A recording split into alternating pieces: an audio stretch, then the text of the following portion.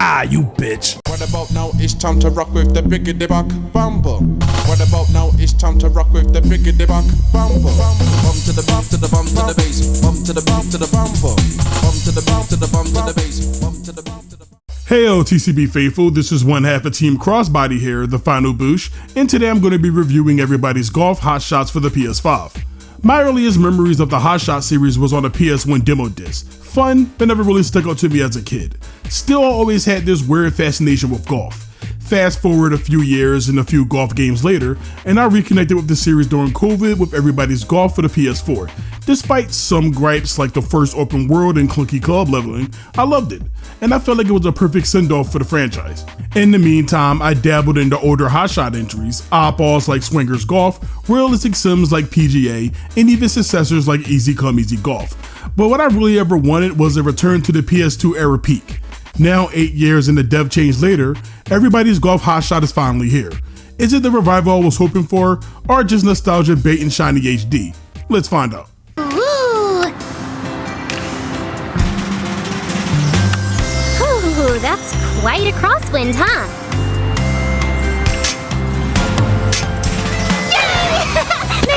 I won't mince words here. If you're a fan of classic hotshots and was worried that the new dev team Hyde might tack on some dumb gimmick just to leave their fingerprints all over it, you can rest easy. Put your why they changed the gameplay barf bags back in storage. The core experience is still here. That sweet spot of arcade style golfing with just enough hardcore spice made it through untouched, which is exactly how it should be. Hotshots never needed to be dumped down into a Fisher-Price sports sim with a drive rush tacked on. And yes, that was a Street Fighter 6 joke. You're welcome. There are some new features baked around the core gameplay, the biggest being the stamina mechanic. At first everything feels normal, but keep messing up like hitting bunkers or rough patches and your golfer starts getting slapped with the debuffs, missing landing indicators, flash of power bars, etc. Basically the game is passive aggressively telling you why you suck. Honestly, it feels more like a morale system than stamina, but you get the idea. Play like shit and the game starts treating you like shit. Admittedly, I don't hate it. It's an interesting mechanic to introduce, and it does add some incentive to stay sharp, but thankfully, it's entirely optional. As a boomer/purist, I keep it off. I mean, come on. Along with the returning power shot, that little resource that adds 10 extra yards to your swing, we've now got special shot, or as I like to call it, power drive. What does it do? Something. I think it's supposed to help you with approaching or getting closer to the hole, but honestly I never felt much use for it.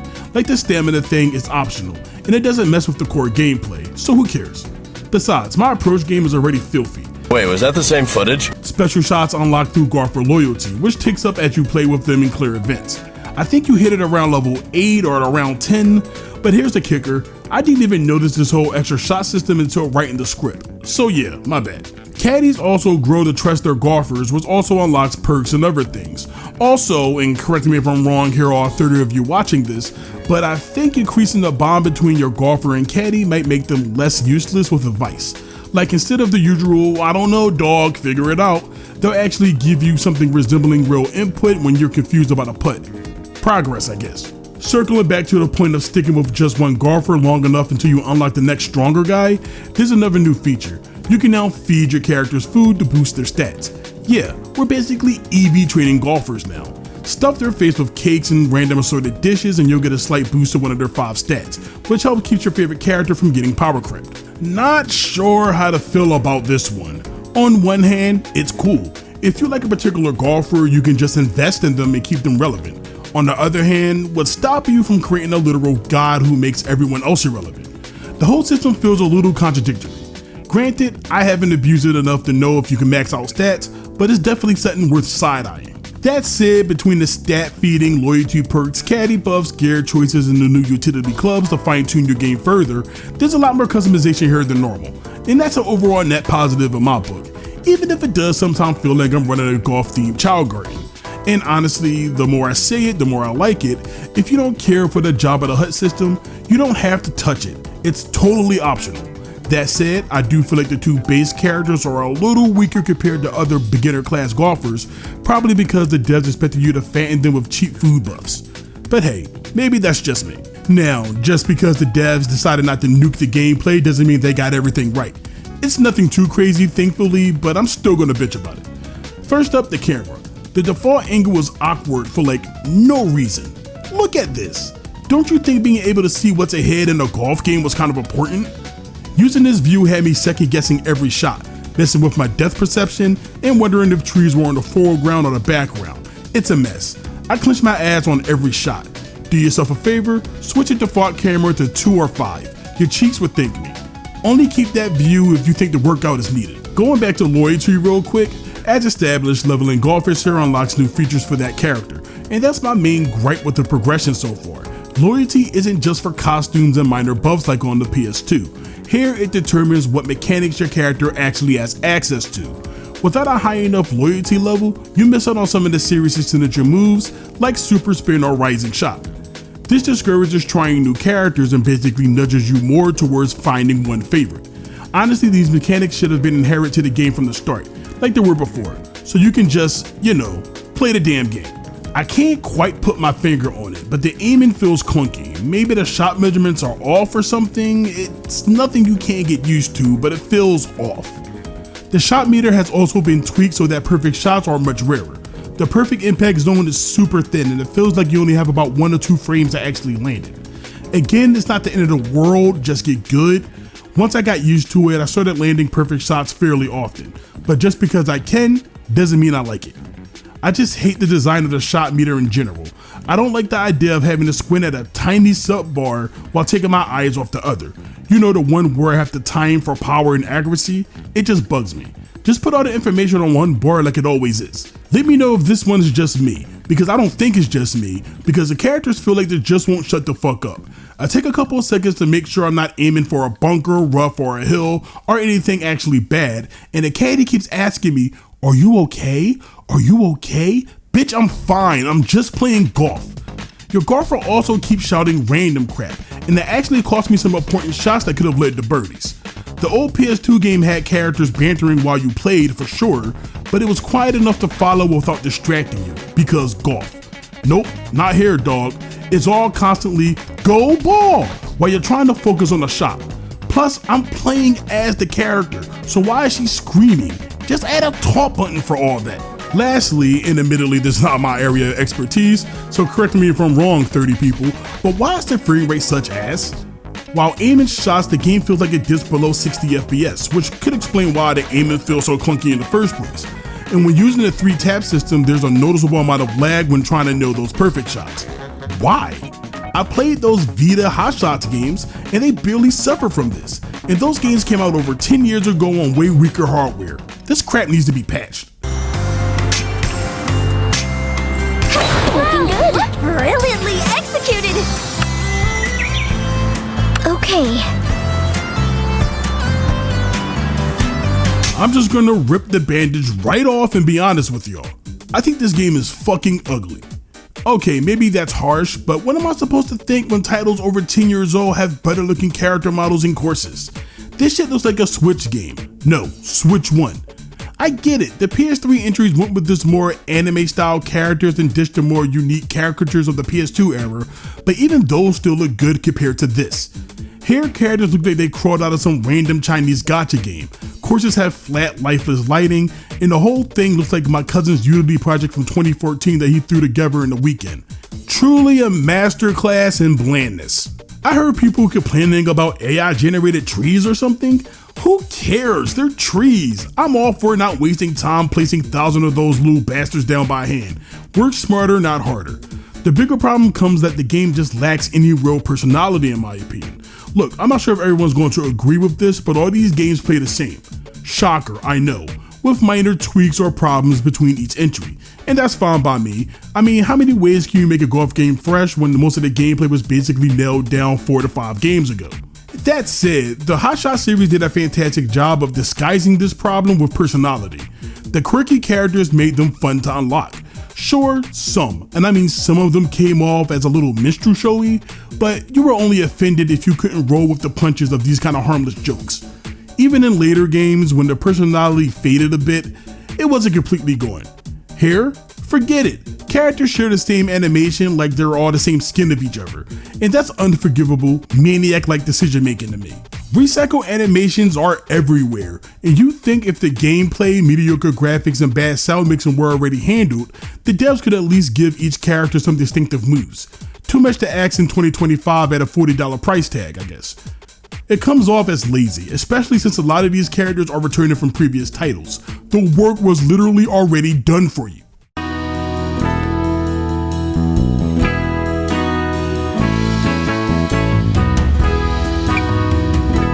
Okay, that was a peek of what I don't like about the game. If you're like me and can look past those issues, then luckily for you, there's a good amount of game here to play. Challenge mode, world tour, stroke and match play, wacky golf solo round, and online are all available from the start, and a lot of these are self-explanatory, so I'll cover the core modes you'll be tackling in single player. Challenge mode should be plenty familiar for anybody who grew up playing the PS3 era Hotshot games. Climb the ranks and join in on local and other kinds of tournaments, both official and unofficial, to earn money, prizes, and the right to challenge characters. Once you beat them, they'll be ready to use in World Tour mode. Once you defeated a character in a versus challenge, they'll be available to play here. I wanted to like World Tour and was excited to see that characters were getting some kind of narrative surrounding them. In actuality, it's the slowest and least enjoyable part of the single player content, though it's varied, which includes tournaments, more versus matches, and scramble courses. Narratively, I don't know what I was expecting, man. The stories are just kind of boring. Luckily, the devs knew the stories were vapid and just gave players the options of skipping the story bits entirely and getting right to the gameplay. You need to power up your character quite a bit to earn those S rings. Wacky Golf hosts several gameplay modes that are less competitive than the standard modes. They rank from good to meh. Colorful Golf is probably where the most dev time went into in regard to these side modes. It has players playing a normal game with the twist that after you hit the ball, it lands on these invisible tiles that lights up as your ball rolls. Wherever it stops, several things could happen. Landing on a question mark will trigger a random event. Blue spaces have something beneficial happening to you. Red spaces will usually trigger a debuff of some kind, and a yellow space will reward you a ticket to possibly use on your next turn. Speaking of tickets, these are the core mechanic that affects the game in various ways that can both help you or hinder your opponent. This is the best game mode in Wacky Golf by a good deal, and I think there's enough here to actually make an interesting competitive move. The gimmick behind survival golf is based on the stroke differences between each player at the end of a hole. They can randomly steal each other's clubs, except the putter for obvious reasons. If both players finishes a hole with no difference, then it'll be up to chance who will lose their club for the next round. It's alright. The AI locked up on me after a loss as one would, so there's that. Scramble Golf is something of a co-op mode where two players take turns hitting a ball. Boom Golf plays a standard game where there's a chance of the ball exploding changes its original landing point, usually to your detriment. This one sucks, I don't really like it. Finally, there's online, and I would like to tell you how the netcode was, if I can find a match on the PS5 version. I knew I should have went with PC. Just like always.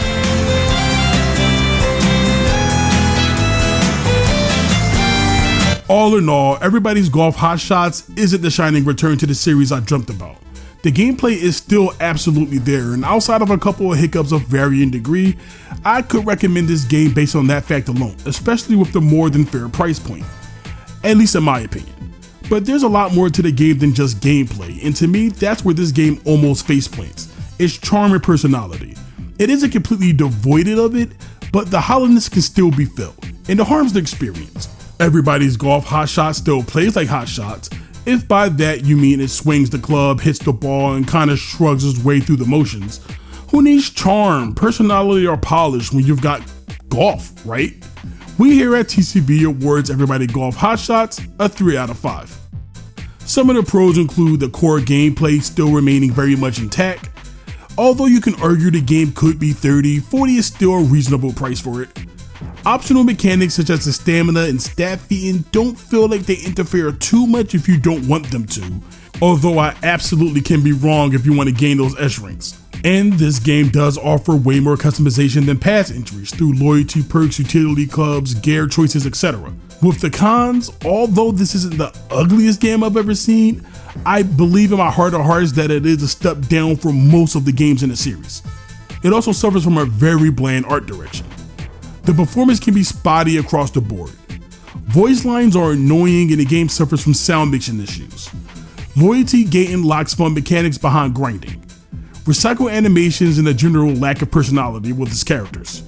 So what do you guys think about everybody's golf Hotshots? Was I too fair? Was I too negative? Was I too kind? Sound off in the comment section and let me know. Speaking of comments, make sure you like and comment on the video, subscribe to the Team Crossbody Core channel, give TV Mode a shot, you might like it. Like and subscribe there.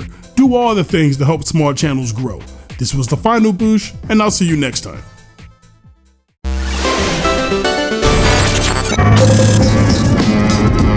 Team Crossbody.